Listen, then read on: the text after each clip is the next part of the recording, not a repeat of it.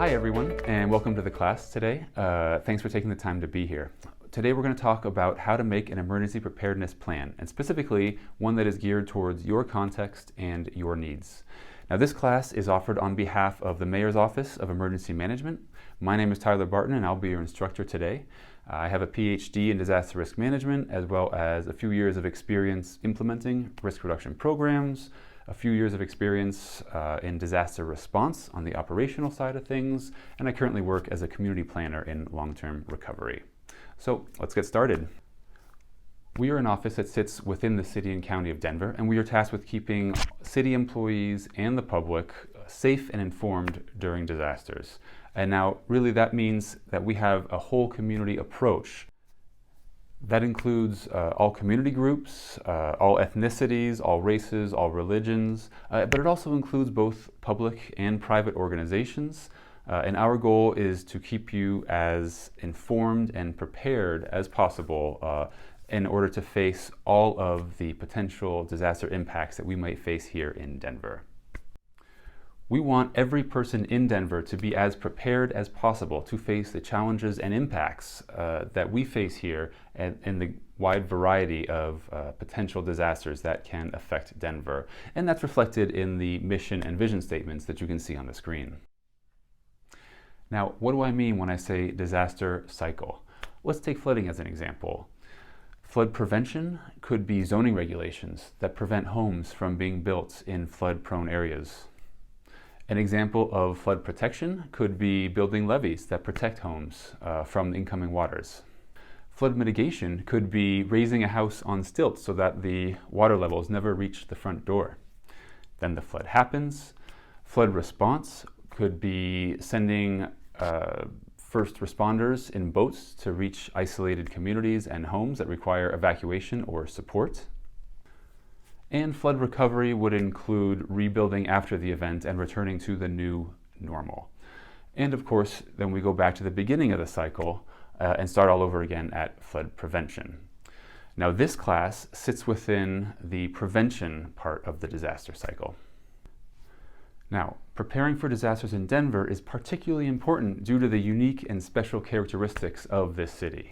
We are the largest city within a 750-mile radius, which means that if we need outside help, it may take a little while to get here. Denver's cultural diversity is one of the things that makes this city great, but that means that during an emergency, English language communications may not effectively reach all members of the population. Our cold winters mean that in the event of something like a house fire, which renders your home uninhabitable, you will need appropriate clothing and somewhere warm to sleep. So, given everything we've just talked about, what is community preparedness? Put simply, it is the steps you take before a disaster to ensure that you and your family can safely make it through and lessen the impact of whatever that event may be. If the disaster is big enough, if local authorities are overwhelmed by the number of other people that may need help, it could take a while before they're able to respond to your case. And so, 95% of the time, the first people on scene at a disaster will be your neighbors, your colleagues, and your classmates. And so that's why it's important that they and everyone else be as prepared as possible in order to strengthen the entire community's preparedness. And when we talk about resilience, this is what we mean. It is important to have those basic tools that can help us stay safe until help arrives. This slide is designed to get you to think through some of the logistics of what you may do in specific situations. Imagine that it's 2 a.m. on a Friday. You wake up to the smell of smoke and realize there's a fire in your house and it's already out of control. What would you do? Have you thought through multiple ways to get out of the house, even if you're on the second or third floor? Do you have kids or a pet that will need help? Are your important documents somewhere easily accessible, or are there copies online or somewhere off-site? If you absolutely must be out of the house in 30 seconds, have you thought through the one or two things you'll have time to grab on your way out? The second scenario will have you thinking through similar practical steps for the opposite situation. In the case of a fire, you have to leave quickly. In the case of a winter storm, you'll likely need to shelter in place. That requires a different kind of preparedness. How will you cook your food if the power's out and the electric stove won't work? How do you stay warm? How do you charge your phone? It really does help to think through some of these potential situations ahead of time and at least be aware of the issues that you may face. Here are some of the key elements that should be included in any emergency plan.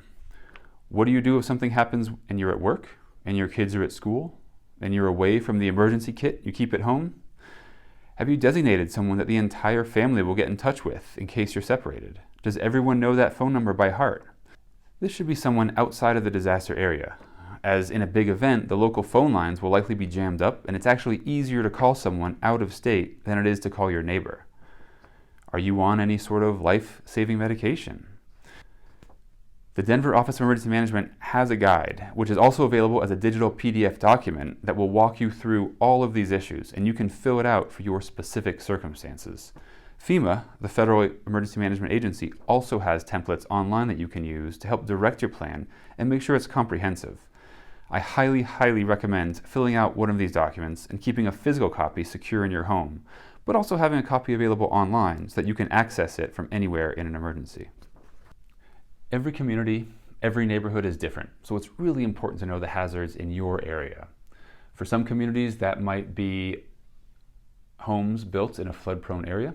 For others, that might be landslide hazards, and for others still, it could be the business down the street that processes chemicals.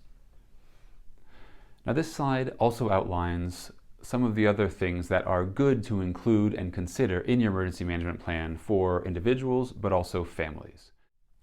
The rule of thumb is you should prepare to be on your own for about 72 hours or 3 days. That means food and water and any medication and needs you may have for that. So what are the hazards in your community and what are the risks associated with those hazards? Now those are two very different things. A community can be exposed to both natural hazards but also man-made hazards. Now here are some of the common terms you may encounter when researching or putting together your emergency plan. We're going to go through them one at a time. I think by this point everyone is pretty familiar with the concept of a lockdown. In the case of a pandemic, is a type of quarantine as well. Sheltering in place means to temporarily stay put wherever you are. This could be at work, this could be at school, this could be at the grocery store. Oftentimes, this recommendation comes when there may be an active shooter event.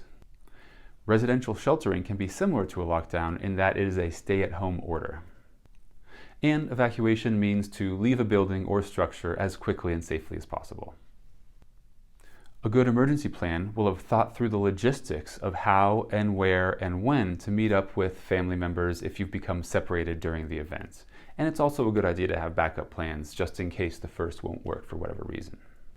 Be sure to plan for the food and water needs of your pets or service animals in your emergency kits as well. It's also a good idea to have copies of any veterinary records or life-saving medication that may be required for your pets. Copies of important documents should be stored somewhere secure, but also somewhere easily accessible in case you need to run out of the house quickly. Personally, I recommend scanning these documents and emailing them to yourself or storing them in the cloud in some way. Financial preparedness is a large topic, and we actually offer an entire course dedicated to this issue. The short version is, again, gather all your critical documents in one spot. Include account numbers and contact information for credit card companies, for mortgage lenders, utility bills, any other bills you may have. If possible, create an emergency savings fund, which has enough to cover a few months' worth of expenses. And maybe the most important thing you can do, just as we've suggested that you look up an online template through the Denver Office of Emergency Management or through FEMA, the same applies for financial preparedness. We recommend you look up a document called the Emergency Financial First Aid Kit. It provides a step-by-step checklist to make sure you are as prepared as possible to confront emergencies, both big and small.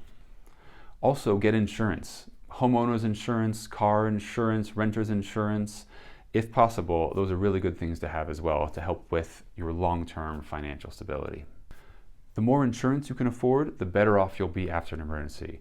But I do recommend you read the fine print. Oftentimes, flood insurance, for example, is not included in the standard homeowner's insurance package. So it really is worthwhile to read that fine print and make sure you're covered for whatever risks you face in your community. Now, there are many ways to stay informed before, during, and after a disaster. If there's no power, A battery-operated radio or a hand crank radio will work very well. If you're able to access social media, you can find some excellent up-to-date information if you go to the Denver Office of Emergency Management's accounts. I highly recommend those.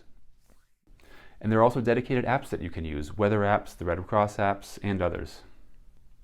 Having an emergency management plan can reduce the impacts of disasters.